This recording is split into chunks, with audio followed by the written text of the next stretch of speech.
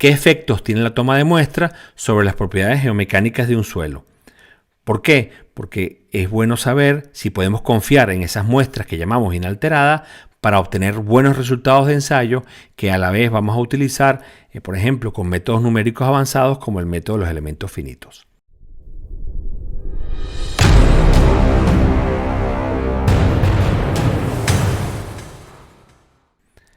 El objetivo de una toma de muestras es tener una cantidad de material suficiente para hacer ensayos con fiabilidad.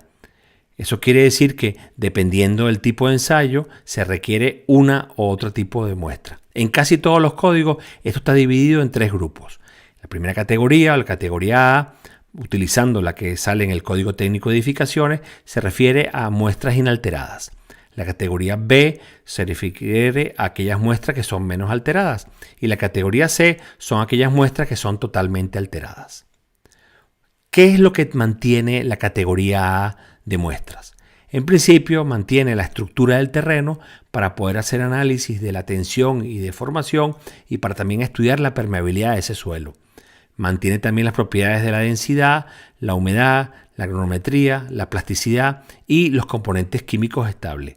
La muestra típica de esto es la muestra de bloque y usualmente la gente considera que la muestra de pared delgada de Shelby es también una muestra de tipo A. Este vídeo va a demostrarles que a lo mejor no lo es tanto y es bueno tomar esto en cuenta a la hora de hacer análisis geotécnicos sofisticados. Las muestras de categoría B deben mantener la humedad, la granulometría, la plasticidad, los componentes químicos estables. Y las muestras de tipo C mantienen todas aquellas que no cumplen ni con A ni con C, y la típica muestra de eso, por ejemplo, es el SPT en arenas o una muestra tomada de una calicata. Aquí tenemos la tabla 3.5 del Código Técnico de Edificaciones. Este es un código muy interesante, por cierto, porque está escrito en español, tiene muchísimos principios de geotecnia bien aplicados e inclusive una cantidad de elementos que pueden ser muy útiles para hacer diseño geotécnico. En principio, para las propiedades que vamos a estudiar en este vídeo, la de resistencia y deformabilidad, se exige que la categoría mínima de la muestra sea de tipo A. ¿Qué quiere decir que sea de tipo A? Pues que dependiendo del tipo de suelo o el sistema de hincado, debe tener unas especificaciones de diámetros interiores, de espesor de la pared, de relación de áreas, el espesor de una zapata determinado y además un ángulo de corte. Pero, por ejemplo, aquí pueden ver que se considera una muestra tipo A aquella que es producida en arenas gruesas con golpeo, ¿no? Y ya verán que eso a lo mejor en una arena cementada pues destruye la estructura que está ahí, ¿no?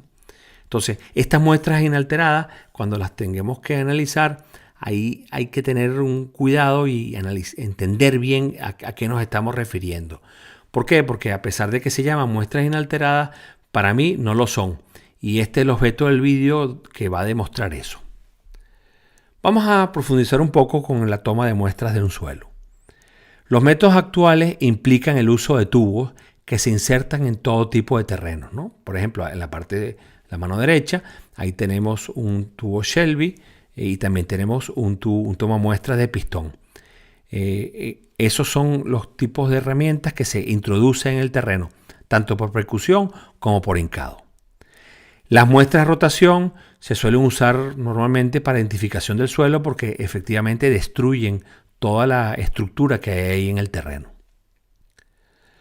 Para tomar muestras en el suelo, aquí tenemos a la mano izquierda un diagrama de una patente de un tomamuestras de pistón y la hinca de los tubos de pared delgada en las arcillas es la forma más común. Y para las arenas se utiliza la hinca de tubos de pared gruesa. Esto se hinca normalmente a una velocidad de 2 centímetros por segundo. En promedio, ¿no? Y además, a esta velocidad podemos analizar que, por ejemplo, si la permeabilidad es menor de 10 a la menos 7, es un proceso sin drenar. Ahora bien, si la permeabilidad es mayor de 10 a la menos 4, es un proceso drenado. Entonces, estas son la forma como usualmente tomamos muestras. Los tipos de toma muestras que tenemos disponibles son las muestras de bloque, que apareció una fotografía en las láminas anteriores, los tomamuestras de pistón que nos hemos referido aquí, los cilindros de pared delgada, los cilindros de pared gruesa y también tenemos los materiales que vienen de las calicatas. Vamos ahora a analizar, posiblemente con el método más avanzado que tenemos disponible, es el Strains Bath Method de Balay, que es el efecto de una toma de una muestra cuando introducimos un tubo en el terreno. A la mano izquierda tenemos este dibujo donde se simula la introducción de una muestra. En este caso es un terreno que no ejerce ninguna reacción, o sea que no tiene resistencia. Se introduce con condiciones no drenadas y es una arcilla blanda en la cual estamos colocando una toma de una muestra. Como pueden ver, las deformaciones varían en todo el diámetro, tanto desde el punto de vista tangencial como si son en sentido vertical o meridional. Esas deformaciones varían en todo el diámetro y la alteración aumenta hacia el lado del centro. El espesor de la pared, como veremos en este gráfico, es un elemento sumamente importante porque corresponde a la máxima deformación posible, con lo cual mientras más fino utilicemos el tubo, mejor. No obstante, tenemos que darnos cuenta que el suelo que penetra dentro de la muestra genera una deformación muy importante, deformaciones porcentuales que pueden estar por encima de la fluencia de ese material. Pero aquí podemos ver que, por ejemplo, en términos de extensión o de compresión, al introducir un tubo fino dentro de un suelo con unas características no drenado, estamos generando unas deformaciones que están por encima de la curva de fluencia de ese material. Eso quiere decir que estamos destruyendo cualquier estructura que esté ahí y con lo cual vamos a perder muchísima información de cómo se va a comportar ese material. ¿Qué implicaciones tiene esto? ¿Qué consecuencias? Bueno, que las deformaciones típicas en los procesos normales exceden la deformación de fluencia de, por ejemplo, las arenas, de las arcillas de baja plasticidad seguro, y de las arcillas ligeramente sobreconsolidadas también. Entonces, eso quiere decir que al introducir el toma de muestra con los métodos convencionales que estamos usando, destruimos la estructura del suelo. Con lo cual, los resultados que vamos a obtener cuando los aplicamos en los métodos avanzados pueden generarnos errores.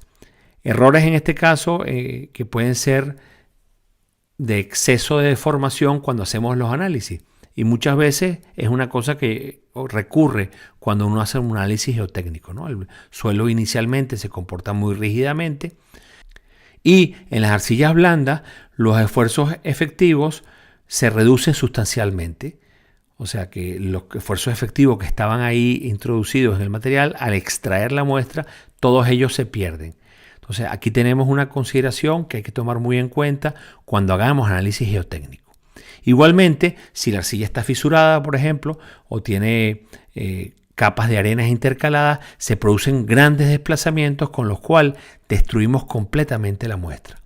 Es aquí donde las pruebas in situ entonces empiezan a tener relevancia cuando queremos hacer análisis sofisticados desde el punto de vista geomecánico y modelar cosas bien hechas con elementos finitos.